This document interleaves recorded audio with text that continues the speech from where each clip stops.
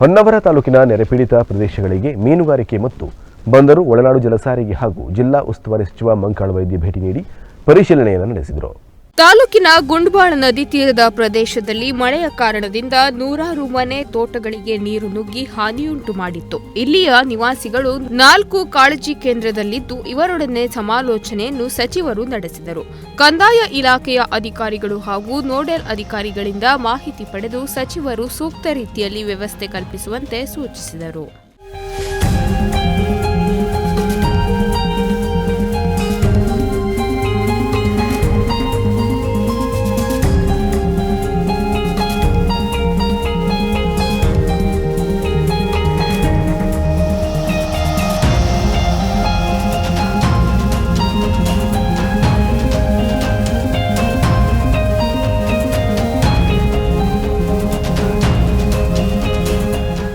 ಇದೇ ವೇಳೆ ಮಾಧ್ಯಮದವರೊಂದಿಗೆ ಮಾತನಾಡಿದ ಸಚಿವರು, ಉತ್ತರ ಕನ್ನಡ ಜಿಲ್ಲೆಯಾದ್ಯಂತ ಎಲ್ಲೆಡೆ ಮಳೆಯಾಗಿದೆ.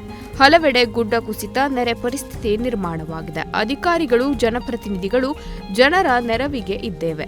ಪ್ರತಿ ಬಾರಿಯೂ ತಾಲೂಕಿನ ಈ ಭಾಗದಲ್ಲಿ ನೆರೆಯಿಂದ ಸಮಸ್ಯೆ ಅನುಭವಿಸುತ್ತಿದ್ದು, ಮುಂದಿನ ದಿನಗಳಲ್ಲಿ ನೆರೆ ಪರಿಸ್ಥಿತಿ ತಪ್ಪಿಸಲು ಶಾಶ್ವತ ಪರಿಹಾರಕ್ಕೆ ಕಂಡುಕೊಳ್ಳಬೇಕಾಗಿದೆ.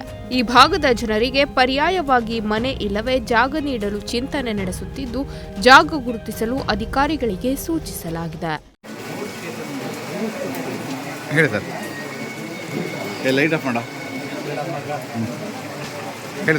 ತುಂಬ ಮಳೆಯಾಗಿದೆ. ಉತ್ತರ ಕನ್ನಡ ಜಿಲ್ಲಾದ್ಯಂತ ಅಲ್ಲಿ ಇಲ್ಲಿ ಅಂದೇಳಿ ಹೇಳೋದೇ ಕಷ್ಟದ ಕೆಲಸ ಆಗಿದೆ. ಈಗ ಎಲ್ಲ ಕಡೆ ಮಳೆ ಜಾಸ್ತಿ ಆದ್ದರಿಂದ ಎಲ್ಲ ಕಡೆ ಫ್ಲಡ್ ಸ್ಟಾರ್ಟ್ ಆಗಿದೆ. ಕೆಲವು ಗುಡ್ಡ ಕುಸಿತ ಆಗಿದೆ, ಕೆಲವು ಮನೆ ಕುಸಿತ ಆಗಿದೆ. ಕೆಲವು ಜನ ಹೊಳೆ ದಂಡೆಯಲ್ಲಿರುವವರು ಅವರು ಮನೆ ಬಿಟ್ಟು ಕಾಳಜಿ ಕೇಂದ್ರ ಅಂದೇಳಿ ನಾವು ತೆಗೆದು ಎಲ್ಲ ಕಡೆ ಅವರಿಗೆ ಎಲ್ಲ ರೀತಿಯ ಊಟದ ವ್ಯವಸ್ಥೆ ಇರ್ಬೋದು. ಅವ್ರ ಜೊತೆ ಎಲ್ಲ ಊರಿನವರು, ಪಂಚಾಯತ್ದವರು, ಜನಪ್ರತಿನಿಧಿಗಳು, ಅಧಿಕಾರಿಗಳು ಎಲ್ಲರೂ ಅವ್ರಿಗೆ ಸಹಾಯ ಸಹಕಾರ ಮಾಡಲಿಕ್ಕೆ ಬಂದು ನಿಂತಿದ್ದೇವೆ. ನಾವು ಇಲ್ಲಿ ವ್ಯವಸ್ಥೆ ನೋಡಬೇಕು ಮತ್ತು ಏನು ಮಾಡಿದರೆ ಸರಿ, ಇನ್ನೇ ಪರ್ಮನೆಂಟಾಗಿ ಈ ವ್ಯವಸ್ಥೆಯನ್ನು ಬಂದ್ ಮಾಡಬೇಕು ಅಂತೇಳಿ ತೀರ್ಮಾನ ಮಾಡಿದ್ದೇನೆ.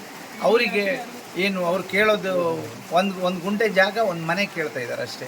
ಸರ್ಕಾರದಿಂದ ಜಾಗ ನೀಡಿ ಮನೆ ಕಟ್ಟಿಸಿಕೊಡಲು ಮನೆ ಮಂಜೂರಾತಿ ನೀಡಲು ಚಿಂತನೆ ನಡೆಸಲಾಗಿದೆ. ಈಗಾಗಲೇ ಮುಖ್ಯಮಂತ್ರಿಗಳು ಮಳೆಯಿಂದ ತೊಂದರೆಗೊಳಗಾದವರಿಗೆ ನೆರವು ನೀಡಲು ತಿಳಿಸಿದ್ದಾರೆ.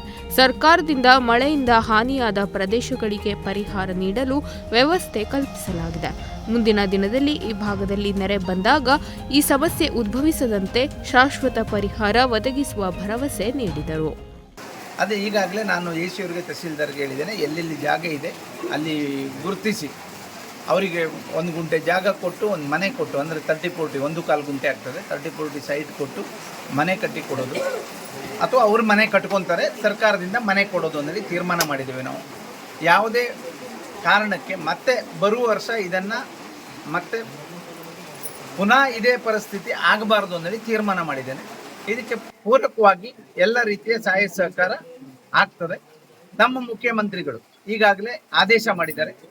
ಸಾಮಾನ್ಯ ಜನರು, ಬಡವರು ಕಷ್ಟದಲ್ಲಿದ್ದಾರೆ, ಎಲ್ಲಿ ಗುಡ್ಡ ಕುಸಿತಾ ಇದೆ ಅಥವಾ ನೀರು ಜಾಸ್ತಿಯಾಗಿ ಕಷ್ಟದಲ್ಲಿದ್ದಾರೆ, ಅವ್ರಿಗೆ ಹೋಗಿ ನೆರವಾಗಬೇಕು. ಅವರಿಗೆ ಪೂರಕವಾಗಿ ಏನು ಮಾಡಿದರೆ ಸರಿ ಮಾಡಲಿಕ್ಕೆ ಸಾಧ್ಯ ಆಗ್ತದೆ ಅದಕ್ಕೆ ಮಾಡಿ ಅನುದಾನವನ್ನು ಕೊಡ್ತೇವೆ ಅಂತೇಳಿ ಈಗಾಗಲೇ ಹೇಳಿದ್ದಾರೆ. ಹಾಗಾಗಿ ಯಾವುದೇ ರೀತಿಯಲ್ಲಿ ಅನುದಾನದ ಕೊರತೆ ಇಲ್ಲ. ಇವ್ರ ಪರವಾಗಿ ನಾವು ನಿಂತಿದ್ದೇನೆ, ನಾನು ಇವ್ರ ಪರವಾಗಿ ಇದ್ದೇನೆ. ಸಾಮಾನ್ಯ ಜನಕ್ಕೆ, ಬಡವರಿಗೆ ಯಾವ ರೀತಿ ವ್ಯವಸ್ಥೆ ಆಗಬೇಕು ಅದನ್ನು ಮಾಡುವಂತ ಕೆಲಸವನ್ನು ನಾನು ಮುಂದಿನ ದಿನದಲ್ಲಿ ಮಾಡ್ತೇನೆ. IRB ಕಂಪನಿ ಮೇಲೆ ನೋಟಿಸ್ ಕೊಡೋದು ಅಥವಾ IRB ಕಂಪನಿ ಮೇಲೆ ನೋಟಿಸ್ ಕೊಟ್ಟಾಯ್ತು. ಜಿಲ್ಲೆಯಲ್ಲಿ ಹಾದು ಹೋಗಿರುವ ರಾಷ್ಟ್ರೀಯ ಹೆದ್ದಾರಿಯಲ್ಲಿ ಮಳೆಗಾಲದಲ್ಲಿ ಉಂಟಾಗುವ ಸಮಸ್ಯೆ ಬಗ್ಗೆ ಪ್ರತಿಕ್ರಿಯಿಸಿದ ಸಚಿವರು, IRB ಕಂಪನಿ ಅವೈಜ್ಞಾನಿಕ ಹೆದ್ದಾರಿ ಕಾಮಗಾರಿಯಿಂದ ಹಲವು ಸಮಸ್ಯೆ ಎದುರಾಗುತ್ತಿದೆ. ಜಿಲ್ಲೆಯ ವಿವಿಧೆಡೆ ಪ್ರತಿ ವರ್ಷ ಹಲವೆಡೆ ಗುಡ್ಡ ಕುಸಿತವಾಗುತ್ತಿದೆ. ಈ ಹೆದ್ದಾರಿ ಹಾದು ಹೋದ ಮಾರ್ಗದಲ್ಲಿ ಅಪಘಾತದಲ್ಲಿ ಸತ್ತವರ ಸಂಖ್ಯೆ ಲೆಕ್ಕಕ್ಕಿಲ್ಲ. ಕಳೆದ 10 ವರ್ಷದಿಂದ ಕಾಮಗಾರಿ ನಡೆಸುತ್ತಿದ್ದರೂ ಹೆದ್ದಾರಿ ಪೂರ್ಣಗೊಂಡಿಲ್ಲ. ಆದರೂ 3 ವರ್ಷದಿಂದ ಟೋಲ್ ಆರಂಭಿಸಿ ಹಣ ವಸೂಲಿ ಮಾಡುತ್ತಿದ್ದಾರೆ. IRB ಕೇಂದ್ರ ಸಚಿವರಿಗೆ ಸೇರಿದ ಕಂಪನಿಯಾಗಿರುವುದರಿಂದ ಬಿಜೆಪಿಯವರು ಬಾಯಿ ಮುಚ್ಚಿ ಕುಳಿತಿದ್ದಾರೆ ಎಂದು ಆರೋಪಿಸಿದರು. ಅವ್ರಿಗೆ ಮಾತ್ರ ಅಲ್ಲಿ ಮನೆ ಕಟ್ಟಲಿಕ್ಕೆ ಏನಾದರೂ ಬೇಕು ಅಂದರೆ ಮನೆ ಕೊಡ್ತೀನಿ. ಜಾಗ ಇಲ್ಲದವರಿಗೆ ಜಾಗ ಮತ್ತೆ ಮನೆ ಎರಡೂ ಕೊಡೋದು ಎಂದು ತೀರ್ಮಾನ ಮಾಡಿದ್ದೇನೆ. ಇದು ಮತ್ತೆ ಬರುವ ವರ್ಷ ಈ ಪರಿಸ್ಥಿತಿ ಬರೋದಿಲ್ಲ. ಇದಂತೂ ಈ ವರ್ಷಕ್ಕೆ ನಿನ್ನೆಯಿಂದ ಊಟ ಮಾಡಿದ್ರೆ ಏನೂ ಇಲ್ಲ ಸರ್. ಅದು ಬೇರೆ ದಿವಸ ಗೊತ್ತಾಯ್ತು. ಬೆಳೆಯೋದೇ ನೋಡಿದೆ 47 ಮನೆ. ನೋಡಿದೆ 90 ಇಸ್ವಿಯಿಂದ ಕೊಡ್ತೀನಿ.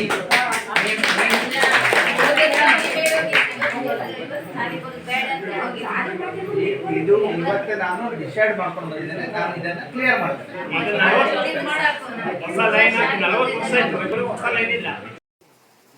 3-4 ಮೀಟಿಂಗಿಗೆ ಕರೆದು ಎಲ್ಲ ಅವರಿಗೆ ವಾರ್ನಿಂಗ್ ಕೊಟ್ಟಾಯ್ತು. ಯಾವುದೇ ಕಾರಣಕ್ಕೆ ಅವರು ಕೇಳೋದಿಲ್ಲ. ಕಾರಣ ಇಷ್ಟೇ, IRB ಕಂಪನಿ ಸೆಂಟ್ರಲ್ ಮಿನಿಸ್ಟರ್. ಹಾಗಾಗಿ ಬಿಜೆಪಿಯವರು ಇಲ್ಲಿ ಸುಮ್ಮನಿದ್ದಾರೆ. 1000 ಗಟ್ಟಲೆ ಜನ ಸಾಯ್ತಾ ಇದ್ದಾರೆ, ಸತ್ತಿದ್ದಾರೆ. 13 ವರ್ಷ ಆದರೂ ಸರಿ ಮಾಡ್ಲಿಕ್ಕಾಗಲಿಲ್ಲ. ಬಾಕಿದಕ್ಕೆಲ್ಲ ರಾಜಕಾರಣ ಮಾಡ್ತಾರೆ. ಇವತ್ತೇ ಇಡೀ ಜಿಲ್ಲೆ ಹಾಳಾಗ್ತಾ ಇದೆ. ಅದು ಒಂದು ರೋಡಿಂದ, ಭಟ್ಕಳದಿಂದ ಸಿರೂರು ಬೌಂಡ್ರಿಯಿಂದ ಗೋವಾ ಬೌಂಡ್ರಿವರೆಗೆ ಪೂರ್ತಿ ಹಾಳಾಗಿದೆ. ಗುಡ್ಡ ಕುಸಿತಾಗಿದೆ.